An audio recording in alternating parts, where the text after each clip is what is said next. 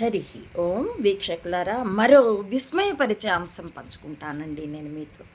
Lucky Bhaskar సినిమాలో పదే పదే మగధ బ్యాంక్, ఆ భవనం, దాని ముందు ఉన్నటువంటి దాని పేరు, అలాగే లోపల డైలాగ్స్లో పదే పదే, ఎందుకంటే ఆ క్రైమ్కి ఆ కథకి మొత్తానికి బేస్మెంట్ ఏంటంటే మగధ బ్యాంక్. ఇది 1980లో జాతీయంలో యాదృచ్ఛికంగా మిగిలిపోయిన బ్యాంక్ మాది అంటూ భాస్కర్ ప్రేక్షకులకి దాన్ని పరిచయం చేస్తాడు. కానీ నిజానికి బ్యాంకుల జాతీయం జరిగింది ఇందిరా హయాంలో 66లో కదా. సరే, మతలబులు ఉన్నప్పుడు ఇలాగే నడుస్తుంది. Okay, let it. ఏది ఏమైనా ఇక్కడ నేను హైలైట్ చేయదలుచుకుంది, ప్రముఖంగా మీ దృష్టికి తేదలుచుకుంది మగధ బ్యాంక్. మగధ సామ్రాజ్యం, నవనందుల హయాం, అప్పుడు నడిచిన భయంకరమైన అమానుష అధర్మం, దాన్ని ఎదుర్కొంటూ చాణక్యుడు, చంద్రగుప్తుడు దాసి యొక్క కుమారుడు, పరిచారిక వృత్తి ఆమెది ముర. తదుపరి దాన్ని మనం మౌర్య వంశం, ఎందుకంటే మాతృస్వామ్య వ్యవస్థ. చంద్రగుప్తుడు తన తల్లికి కృతజ్ఞతగా చంద్రగుప్త మౌర్యుడు అని పెట్టుకున్నాడు. కాబట్టి మగధ బ్యాంక్, మగధ సామ్రాజ్యం. ఈ మగధ సామ్రాజ్యంలో నవనందులు అత్యంత బలవంతులు, విర్రవీగిపోతారు. వాళ్ళలో నవనందులు అంటే తండ్రి పద్మనాభ నందుడు, అతడికున్న 8 మంది కొడుకులు. నంద పేరు, మొత్తం కలిపి నవనందులు. ఈ పద్మనాభ నందుడు ఎవరో తెలుసా? ఆ మగధకి అప్పటి రాజుకి, మహారాజుకి అంగరక్షకుడు, బాడీగార్డ్. బీయింగ్ బాడీగార్డ్, అతడికి అంతఃపురంలోకి రాజుతో పాటు వెళ్ళగలిగే, రాజుకి ఎప్పుడూ సన్నిహితంగా ఉంటాడు కాబట్టి సహజంగా పలుకుబడి పెరిగిపోతుంది.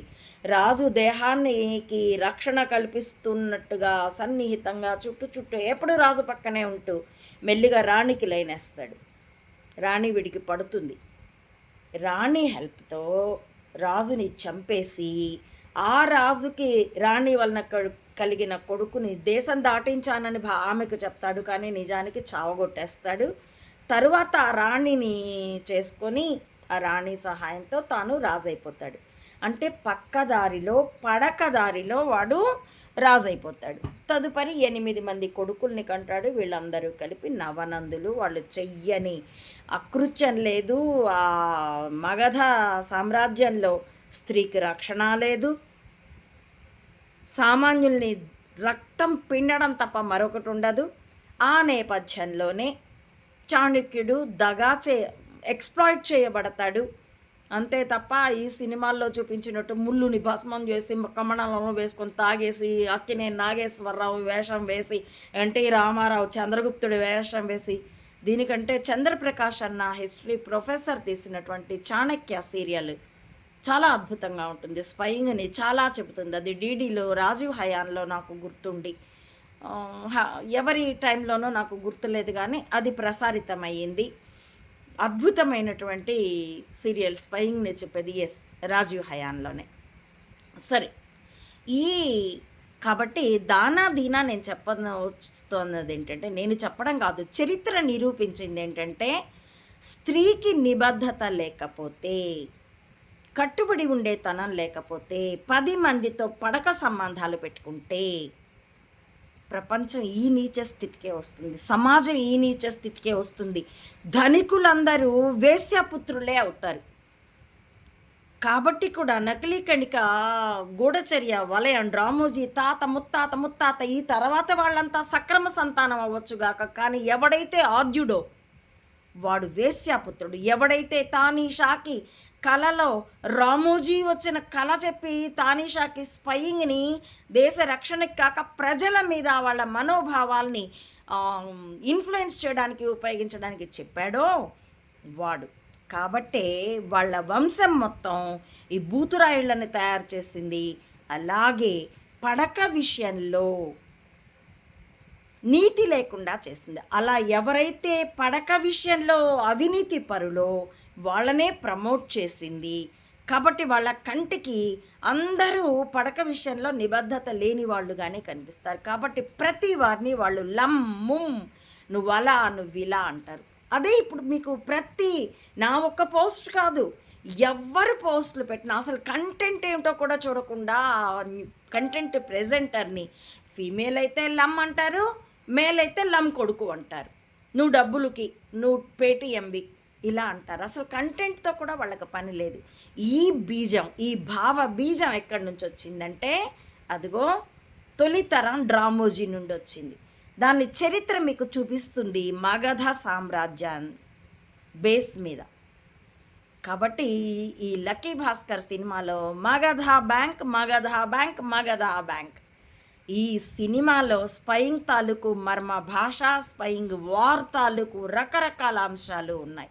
నేను మీకు ఒక్కొక్కటిగా వివరిస్తాను, ఎందుకంటే దానికి నేను చాలా ఇండస్ట్రీ చేయవలసి ఉన్నది. దాని మీద నేను చాలా వర్క్షాప్ లెవెల్లో దాన్ని అనలైజ్ చేయాలంటే, ఎందుకంటే జనాలకు అది ప్రజెంట్ చేయబడినటువంటి